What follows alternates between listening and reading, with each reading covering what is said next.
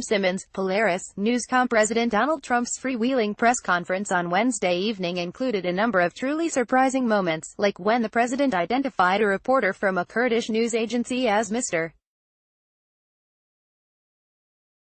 Kurd, and when he offered probably the most honest assessment of his own presidency. "I was saying things that nobody in the room even understood," Trump said of a conversation with Secretary of State Mike Pompeo and Japanese officials.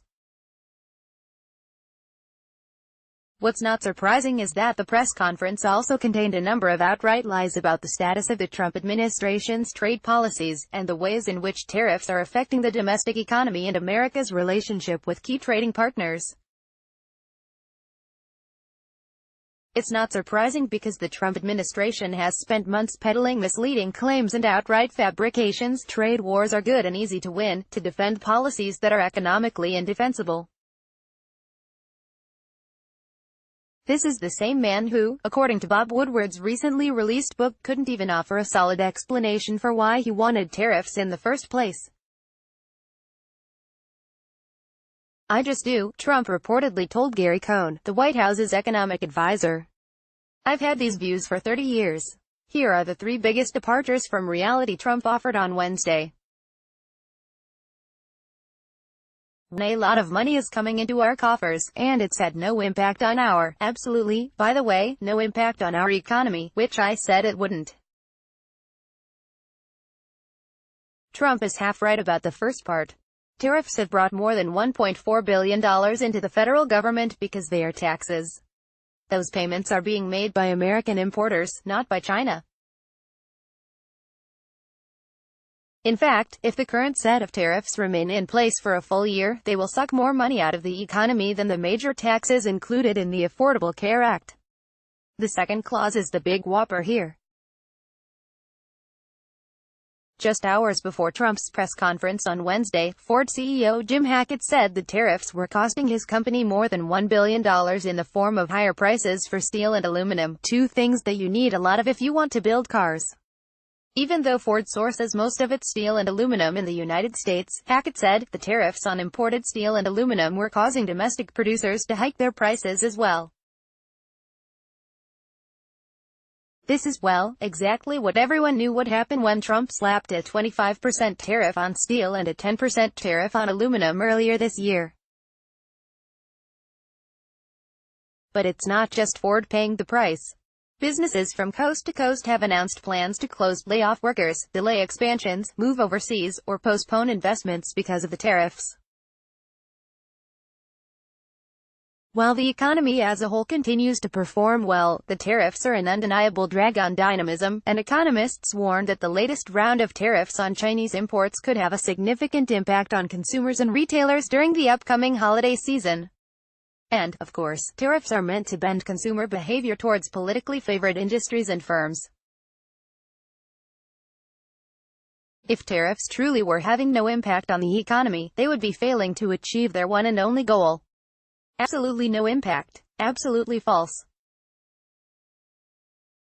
2. Steel is incredible. U.S. Steel is opening up a minimum of 8 plants. Nucor is opening up plants. And these are big plants. What's happening with the steel industry is very exciting to me. It's being rebuilt overnight. This claim requires significantly less parsing, because Trump helpfully provides us with clear, exact numbers. They are also completely made up.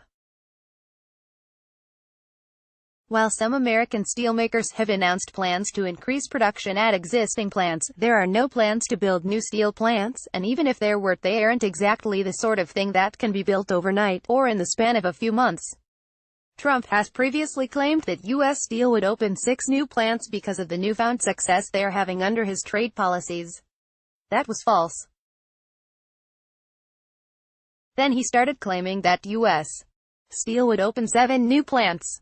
Also false. Trump's claims keep inflating, but the number of new steel plants opening continues to remain the same. What U.S.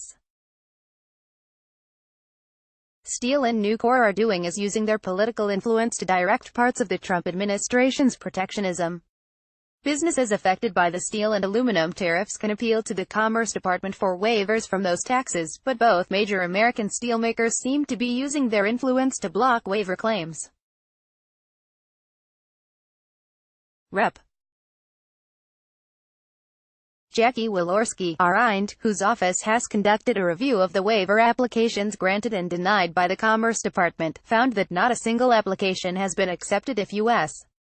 Steel or another domestic steelmaker had objected to its granting. It's a far cry from the fair and transparent process that Commerce Secretary Wilbur Ross promised in March when the steel and aluminum tariffs were unveiled. To summarize, Trump's trade protectionism isn't causing steelmakers to open new plants, but it is causing them to engage in more cronyism. This, too, should have been expected. 3. His tariffs are too high and he doesn't seem to want to move, and I told him forget about it. We're very unhappy with the negotiations and the negotiating style of Canada. Asked whether he had cancelled a planned one-on-one meeting with Canadian Prime Minister Justin Trudeau to discuss the renegotiation of the North American Free Trade Agreement, something that is supposedly a priority for Trump, the president admitted in the most casual way possible to standing up Trudeau. Canada says this whole thing is a lie and there was no plan for a meeting. Maybe so. But the bigger lie here is that Canada's tariffs are too high. Trump is fixated on a few Canadian tariffs. A tariff on dairy products is a favorite target, and while those are admittedly not good, the vast majority of trade between the U.S. and Canada is tariff-free. Sinking the entire negotiation over a single issue seems like an odd way to reach an agreement, but it's no more outlandish than Trump's claim that Canada's negotiating in bad faith. After all, Trump admitted just weeks ago to having deliberately undermined NAFTA negotiations with Canada simply because he could. If Trump wants foreign leaders to negotiate in good faith with the United States, perhaps he ought to demonstrate an ability to recognize the reality of his trade policies.